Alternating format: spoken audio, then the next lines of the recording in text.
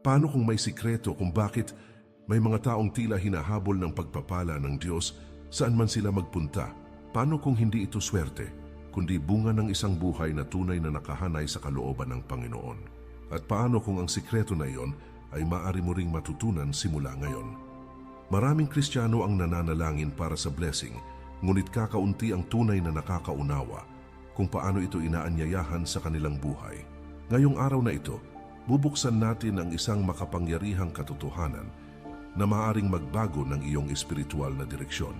Sa panahon ngayon na puno ng pagsubok at kawalan ng katiyakan, mas lalong naghahanap ang puso ng tao ng tunay na pagpapala. Hindi lamang material na bagay ang hinahangad natin, kundi kapayapaan at presensya ng Diyos sa bawat hakbang. Ang tunay na pagpapala ay sumasama sa taong marunong lumakad ayon sa kalooban ng Panginoon. May mga gawain at disposisyon ng puso na kinagigiliwan ng Diyos at doon siya nagpapakita ng kanyang kabutihan. Sinasabi sa Bible sa Psalm 1 verse 1, "Blessed is the man who does not walk in the counsel of the wicked, nor stand in the way of sinners, nor sit in the seat of mockers." Ang talatang ito ay nagpapakita na may pagpapala sa taong marunong umiwas sa maling impluensya at pumipili ng tama sa harap ng Diyos. Hindi sapat ang magsimba lamang kung ang pamumuhay ay taliwas sa kanyang salita. Ang tunay na pagpapala ay nagsisimula sa pusong may takot sa Panginoon at handang sumunod sa Kanya. Bago tayo magsimula, mga mahal kong manonood, iniimbitahan ko po kayo na mag-subscribe sa ating channel para lagi po kayong updated sa mga bagong videos na aking gagawin. Paki-like na din ito at share sa iyong mga kaibigan at baguhin natin ang ating buhay sa pamamagitan ng mga salita ng Diyos. Ang inyong suporta ay paraan upang mas marami pang kaluluwa ang maabot ng mensahe ng Panginoon. Sa bawat pag-share ninyo, may pusong maaaring mabago at mapalapit sa Diyos. Ngayon ay ihanda mo ang iyong puso at isip habang ating sisimulan ang paglalakbay na ito. Maaring may mga bagay kang maririnig na tatama sa iyong konsensya at magpapaalala ng mga dapat baguhin. Huwag mong hayaang matapos ito na hindi ka nagkakaroon ng desisyon para sa iyong espiritual na buhay. Dahil ang taong tunay na pinagpapala ng Diyos ay hindi lamang nakikinig sa kanyang salita, kundi isinasabuhay ito araw-araw. Sa susunod nating bahagi, sisimulan na nating isa-isahin ang 8 gawain ng taong palaging binibless ng Diyos. Unang gawain, inuuna ang Diyos sa lahat ng bagay. Ang taong palaging binibless ng Diyos ay inuuna siya sa bawat aspeto ng kanyang buhay, maging ito man ay personal, pampamilya o pangkabuhayan. Hindi lamang ito nakikita sa kanyang mga sinasabi, kundi higit sa lahat sa mga desisyon at prioridad na kanyang pinipili araw-araw. Sa umaga pa lamang bago niya harapin ang mundo, ay inuuna muna niya ang panalangin at pakikipag-usap sa Panginoon. Sa bawat plano at pangarap na kanyang binubuo, ay tinatanong niya kung ito ba ay naaayon sa kalooban ng Diyos. Ang ganitong puso ay hindi perpekto, ngunit tunay na nagpapasakop at nagtitiwala sa pamumuno ng may kapal. Maraming tao ang nagsasabing mahal nila ang Diyos, ngunit kapag dumating ang pagsubok, ay inuuna pa rin ang pera at sariling kagustuhan. Ang taong inuuna ang Diyos ay handang magsakripisyo ng oras at lakas upang mapanatili ang tamang relasyon sa Kanya. Mas pinipili niyang sumunod sa kalooban ng Diyos kahit hindi ito madaling tanggapin ng iba. Mas pinipili niyang maging tapat kaysa magpakitang tao para sa papuri ng mundo. At dahil dito, ang presensya ng Diyos ang nagiging gabay niya sa bawat hakbang. Sinasabi sa Matthew 6 verse 33, "But seek first the kingdom of God and His righteousness, and all these things shall be added to you." Ang talatang ito ay malinaw na paalala na kapag inuna natin ang kaharian ng Diyos at ang kanyang katuwiran, siya mismo ang magdadagdag ng ating mga pangangailangan. Hindi tayo pinangakuan ng marangyang buhay, ngunit pinangakuan tayo ng sapat na biyaya at patnubay. Kapag ang Diyos ang tunay na una sa ating puso, ang lahat ng iba pa ay pumapangalawa lamang. Ito ang prinsipyo na sinusunod ng taong tunay na pinagpapala ng Panginoon. Ang pag-uuna sa Diyos ay makikita sa paraan ng pagsunod sa kanyang salita, sa pang-araw-araw na pamumuhay. Hindi niya ikinahihiya ang kanyang pananampalataya. Kahit sa harap ng mga taong hindi naniniwala, handa siyang tumayo para sa tama. Kahit siya ay mag-isa, sa gitna ng tukso at pressure ng mundo, pinipili niyang manatiling tapat sa Diyos. Ang ganitong paninindigan ang nagbubukas ng pintuan ng mas malalim na pagpapala. Kapag inuuna mo ang Diyos, nagkakaroon ng kapayapaan ang iyong puso kahit may mga pagsubok sa paligid. Nagkakaroon ka ng direksyon kahit hindi malinaw ang hinaharap. Nararanasan mo ang kanyang presensya sa paraang hindi kayang ibigay ng mundo. Ang taong inuuna ang Diyos ay hindi nawawalan. Dahil ang Diyos mismo ang kanyang kayamanan, ito ang unang gawain ng taong palaging binibless ng Diyos at paanyaya ito na ilagay siya sa unang lugar ng ating buhay. Ikalawang gawain, may malinis at nagsisising puso. Ang taong palaging binibless ng Diyos ay may pusong marunong magsisi at umamin ng pagkakamali sa harap ng Panginoon. Hindi niya tinatakpan ang kanyang kasalanan o isinisisi sa iba ang kanyang pagkukulang at kahinaan. Sa halip ay lumalapit siya sa Diyos nang may pagpapakumbaba at tunay na paghingi ng tawad. Alam niya na ang pagpapala ay hindi nananatili sa pusong puno ng pagmamataas at patuloy na pagtatago ng kasalanan. Ang pusong marunong magsisi, ang pusong handang linisin, hubugin at baguhin ng Diyos ayon sa kanyang kalooban. Maraming tao ang gustong pagpalain, ngunit ayaw namang bitawan ang lihim na kasalanan na alam nilang hindi kalugod-lugod sa Diyos. Nais nila ang pabor ng Panginoon, ngunit hindi handang itama ang maling gawain at maling direksyon ng kanilang buhay. Ang taong tunay na pinagpapala ay hindi perpekto at nagkakamali rin paminsan-minsan, ngunit sensitibo ang kanyang konsensya sa harap ng Diyos. Kapag siya ay nagkamali, agad siyang nananalangin at humihingi ng kapatawaran ng walang pag-aalinlangan. Hindi niya hinahayaang tumagal ang kasalanan sa kanyang puso dahil alam niyang ito ang maaaring humarang sa daloy ng pagpapala. Sinasabi sa 1 John 1 verse 9, "If we confess our sins, He is faithful and just to forgive us our sins and to cleanse us from all unrighteousness." Ang talatang ito ay nagpapakita na ang Diyos ay tapat at makatarungan na magpatawad at maglinis sa sino mang umaamin at nagsisisi ng taos puso. Hindi niya itinataboy ang pusong lumalapit ng may kababaang loob, kundi ito ay kanyang tinatanggap at pinapawi ang dumi ng nakaraan.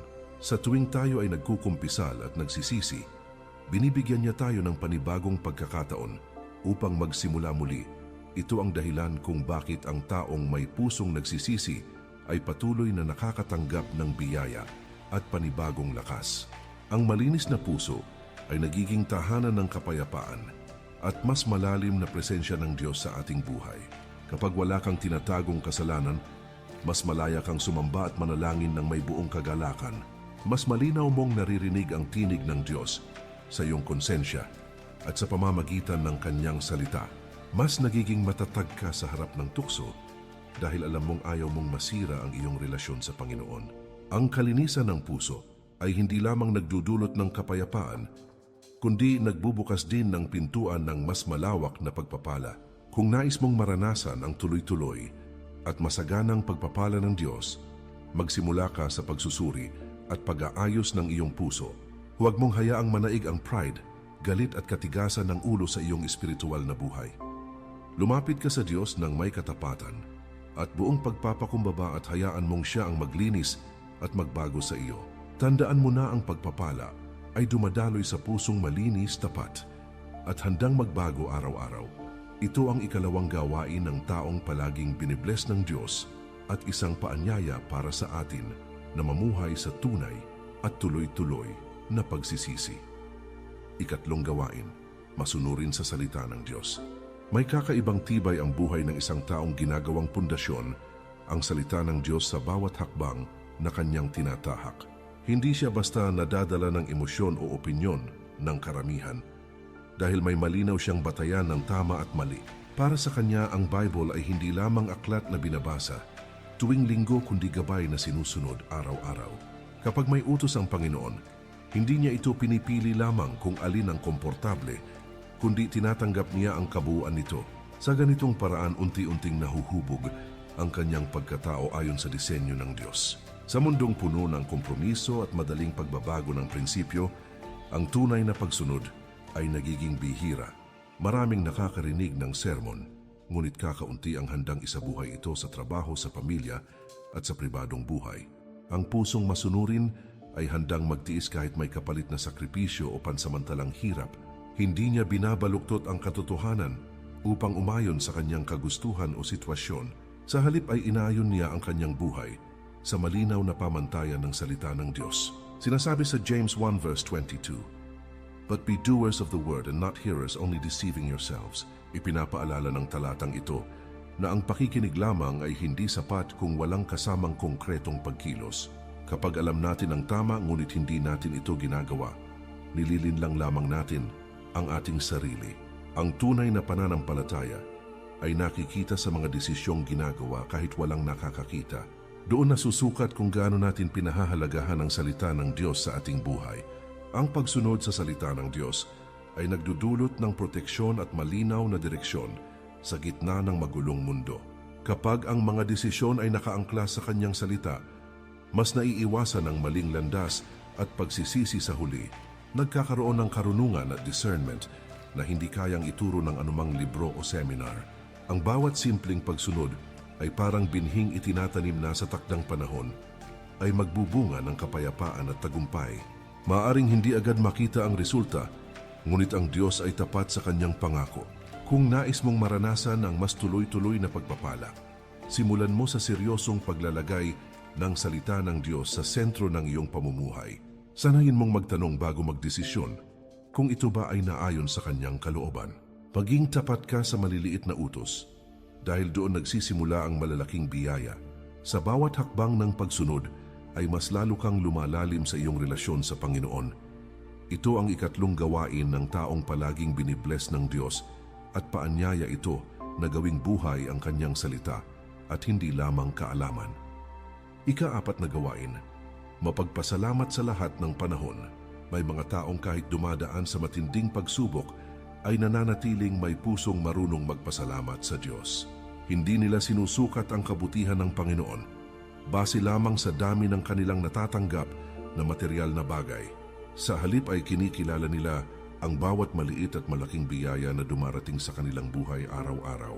Ang pusong mapagpasalamat ay hindi madaling lamunin ng reklamo, inggit at paghahambing sa iba. Sa ganitong klase ng puso, mas lalong dumadaloy ang kapayapaan at kagalakan mula sa Diyos. Kapag ang isang tao ay laging nakatuon sa kulang, mas nagiging mabigat ang kanyang pakiramdam at pananaw sa buhay.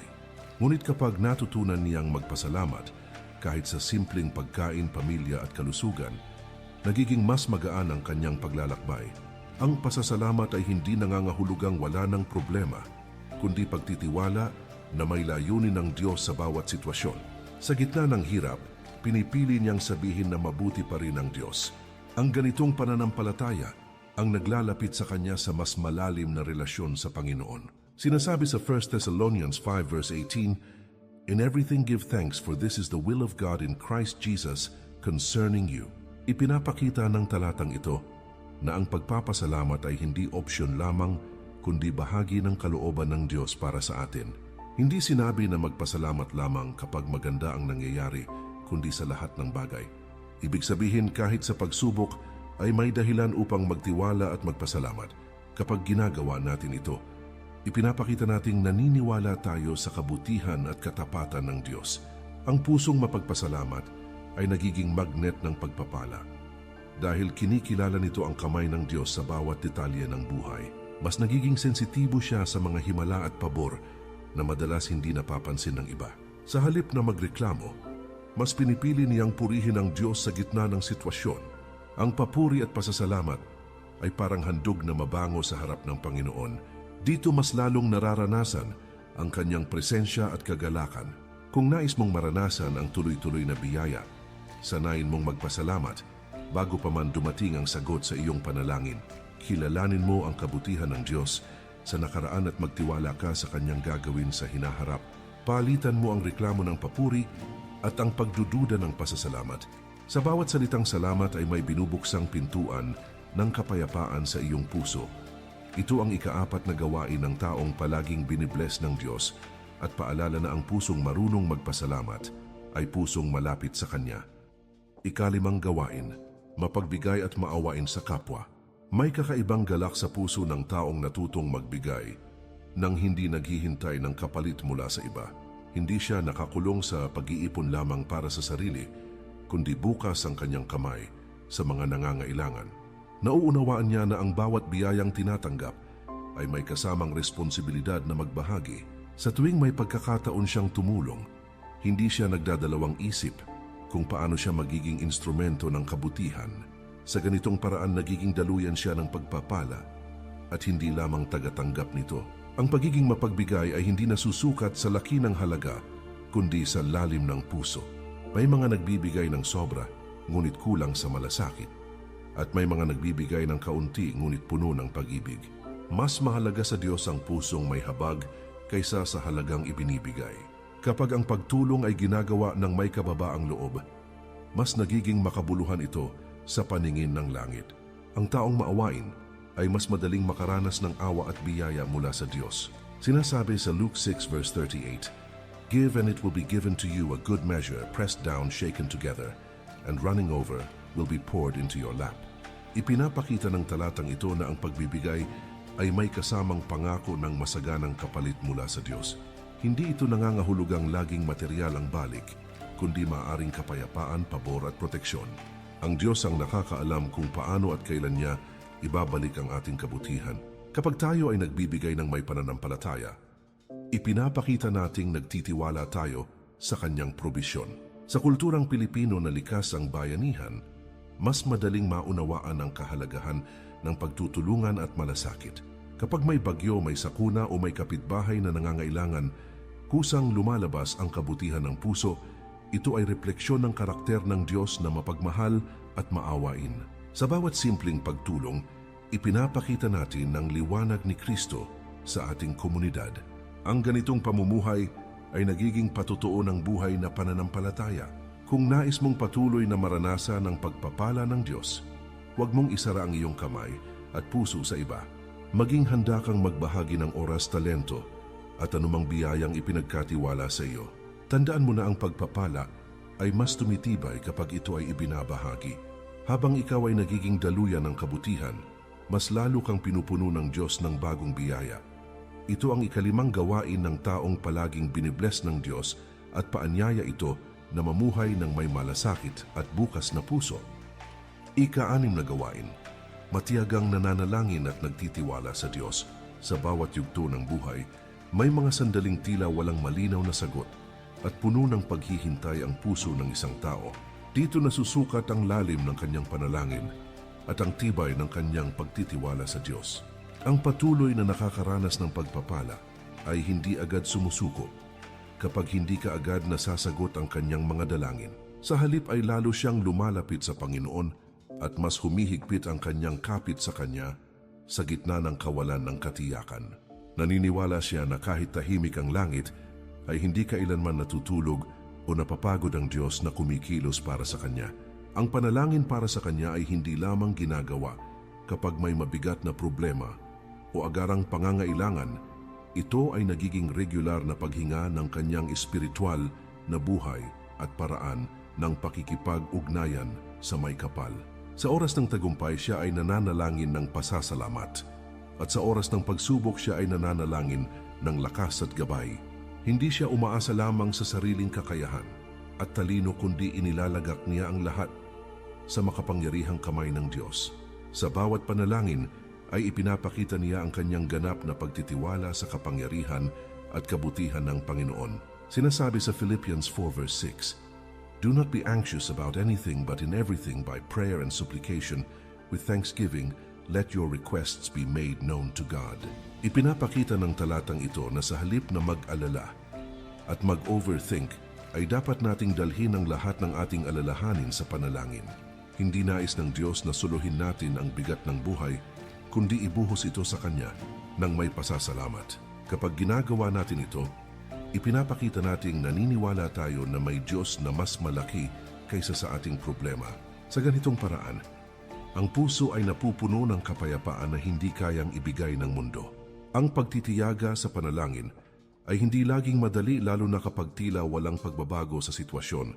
May mga gabi ng pagluha at mga sandali ng pagdududa na kailangang pagdaanan.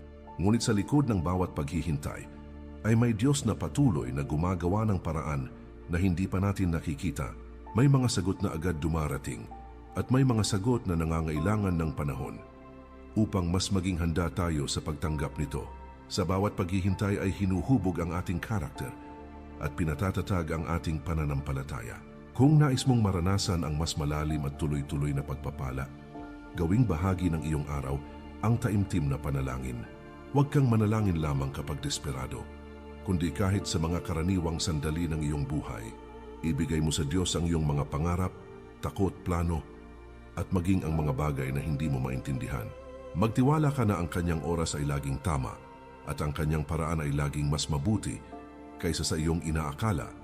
Ito ang ika-6 na gawain ng taong palaging binibless ng Diyos at paanyaya ito na manatiling matatag, matiisin at puno ng pagtitiwala sa kapangyarihan ng panalangin.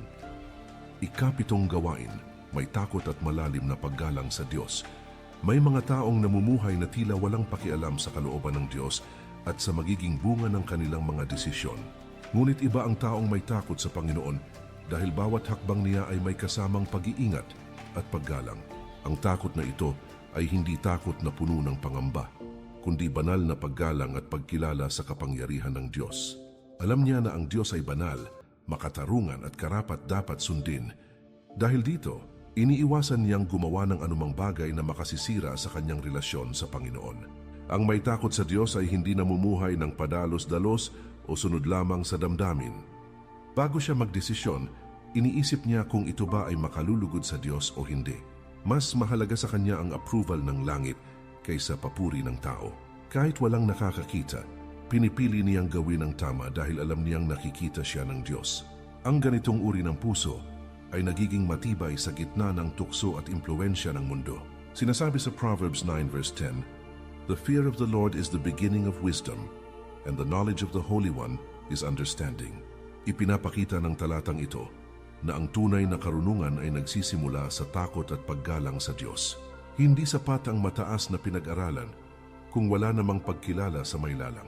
Kapag ang isang tao ay may banal na takot sa Diyos, mas nagiging maingat at matalino ang kanyang mga desisyon. Ito ang pundasyon ng buhay na may direksyon at pagpapala. Ang paggalang sa Diyos ay makikita sa paraan ng pagsamba, pananalita at pakikitungo sa kapwa. Hindi niya ginagamit ang pangalan ng Diyos nang walang kabuluhan at hindi niya minamaliit ang kanyang salita. Pinahahalagahan niya ang pagsamba at hindi niya ito itinuturing na obligasyon lamang. Sa kanyang pamumuhay ay makikita ang integridad at konsistensi kahit sa pribadong bahagi ng kanyang buhay. Ang ganitong klaseng paggalang ang nagbubukas ng mas malalim na pabor mula sa Diyos. Kung nais mong maranasan ang tuloy-tuloy na pagpapala, alagaan mo ang iyong puso na manatiling may takot at paggalang sa Panginoon. Huwag mong hayaang masanay ang iyong konsensya sa kasalanan o kompromiso. Paunlarin mo ang iyong relasyon sa Diyos sa pamamagitan ng pagsunod at paggalang sa Kanyang salita. Sa bawat desisyong may pag-iingat at paggalang, mas nagiging matatag ang iyong pundasyon. Ito ang ika-7 gawain ng taong palaging binibless ng Diyos at paanyaya ito na mamuhay ng may banal na takot at tunay na paggalang sa Kanya. Ika-8 gawain, nananatiling matatag at tapat sa gitna ng pagsubok. Hindi nasusukat ang tunay na pananampalataya sa panahon ng kasaganaan, kundi sa oras ng kahirapan at matinding pagsubok. May mga sandaling tila sunod-sunod ang problema at parang hindi nauubos ang hamon sa buhay. Sa ganitong mga pagkakataon nahahayag kung gaano kalalim ang tiwala ng isang tao sa Diyos na kanyang pinaglilingkuran. Ang pusong patuloy na kumakapit sa Panginoon kahit may luha, pagod at pangamba, ay pusong hinuhubog para sa mas malaking pagpapala. Ang katapatan sa gitna ng unos ang nagiging matibay na patunay ng tunay at buhay na relasyon sa Diyos. Kapag ang lahat ay maayos at masagana, madaling magsabi na mabuti ang Diyos at magpatotoo tungkol sa Kanyang kabutihan. Ngunit kapag may sakit, kakulangan sa pananalapi, o matinding kabiguan, doon nasusubok ang tibay ng pananampalataya. Ang nananatiling tapat ay hindi agad bumibitaw o nagrereklamo laban sa Diyos. Kapag hindi niya naiintindihan ang sitwasyon, sa halip ay patuloy siyang nananalangin at nagtitiwala na may mas mataas na layunin ang bawat pinagdadaanan. Naniniwala siya na ang pagsubok ay hindi parusa kundi proseso ng paglilinis at paglago ng kanyang karakter. Sinasabi sa James 1 verse 12, "Blessed is the man who endures temptation, for when he has been approved, he will receive the crown of life which the Lord has promised to those who love Him. Ipinapakita ng talatang ito na may nakahandang pagpapala at gantimpala para sa taong nagtitiis at nananatiling matatag sa gitna ng tukso at hirap. Ang pagtitiis ay hindi kawalan ng sakit, kundi pagpili na manatiling tapat sa kabila ng sakit at pagod. May pangako ang Diyos ng buhay at karangalan para sa mga hindi bumibitaw sa Kanya hanggang sa huli. Sa bawat pagsubok na nalalampasan, mas tumitibay ang pananampalataya at mas lumalalim ang pag-ibig sa Panginoon. Ang mga pagsubok ay parang apoy na naglilinis ng ginto upang maging mas dalisay at mas mahalaga sa paningin ng nagmamay-ari. Habang tayo ay dumaraan sa hirap, may mga maling pag-uugali at maling pagtingin na inaalis at inaayos ng Diyos sa ating puso. Ang taong nananatiling matatag ay nagiging inspirasyon at patutuo sa pamilya at komunidad. Sa kanyang katapatan, nakikita ng marami ang kabutihan, kapangyarihan at katapatan ng Diyos sa buhay ng kanyang mga anak. Kung nais mong maranasan ang mas malalim at pangmatagalang pagpapala, huwag kang matakot sa panahon ng pagsubok at paghihintay. Sa halip ay yakapin mo ito bilang pagkakataon upang mas makilala ang karakter at katapatan ng Diyos. Manatili kang tapat kahit hindi mo palubos na nauunawaan ang lahat ng nangyayari sa paligid mo. Magtiwala ka na ang bawat luha ay may katumbas na layunin at bawat paghihintay ay may nakahandang biyaya sa tamang panahon. Ito ang ikawalong gawain ng taong palaging binibless ng Diyos at paalala na ang katapatan hanggang wakas ang nagdadala sa tunay at walang hanggang tagumpay sa harap ng Panginoon. Huwag mong hayaang matapos ang mensaheng ito na wala kang ginagawang desisyon para sa iyong buhay espiritual. Maaaring ngayon mismo ay kinakausap ka ng Diyos at tinatawag kang umangat sa mas mataas na antas ng pananampalataya. Ang 8 gawain na ating tinalakay ay hindi lamang listahan kundi paanyaya ng langit para sa isang mas malalim na relasyon sa Panginoon. Hindi ito tungkol sa pagiging perpekto, kundi tungkol sa pagiging handang sumunod at magbago. Sa bawat hakbang ng pagsunod, ay may nakaabang na biyaya na hindi kayang pantayan ng mundo. Isipin mo kung ano ang maaaring mangyari sa iyong buhay. Kung sisimulan mong isabuhay ang mga prinsipyong ito araw-araw, isipin mo ang kapayapaan na mararanasan mo kapag inuuna mo ang Diyos at nagtitiwala sa Kanyang plano. Isipin mo ang pabor na maaaring bumuhos kapag ang puso mo ay malinis, masunurin at mapagpasalamat. Ang Diyos ay hindi nagkukulang sa pagpapala, ngunit madalas tayo ang kailangang mag-ayos ng ating puso. Kapag ang ating buhay ay naka-align sa Kanyang kalooban, ang Kanyang kamay ay malayang kikilos para sa atin. Tandaan mo na ang pagpapala ay hindi lamang pera o tagumpay kundi presensya, proteksyon at direksyon mula sa Diyos. Ang tunay na blessed na tao ay iyong may kapayapaan kahit may problema at may pag-asa kahit may pagsubok. Ito ang uri ng buhay na nais ng Diyos para sa bawat isa sa atin. Ang tanong ngayon ay handa ka na bang mamuhay ayon sa Kanyang salita? Handa ka na bang gawing sentro ng iyong buhay ang Panginoon at hindi ang sarili mong kagustuhan? Mga mahal kong manunood, muli ko po kayong iniimbitahan na mag-subscribe sa ating channel. Para lagi po kayong updated sa mga bagong videos na aking gagawin, paki-like na din ito at share sa iyong mga kaibigan at baguhin natin ang ating buhay sa pamamagitan ng mga salita ng Diyos. Ang inyong suporta ay hindi lamang tulong sa channel na ito, kundi tulong din upang mas marami pang tao ang makarinig ng salita ng Diyos. Sa bawat pag-share ninyo ay may pusong maaring mabago at may kaluluwang maaring mapalapit sa Panginoon. Sama-sama nating palaguin ang komunidad na nakasentro kay Kristo at sa katotohanan ng Kanyang salita. Maraming salamat sa inyong patuloy na pakikinig at pakikiisa sa misyong ito.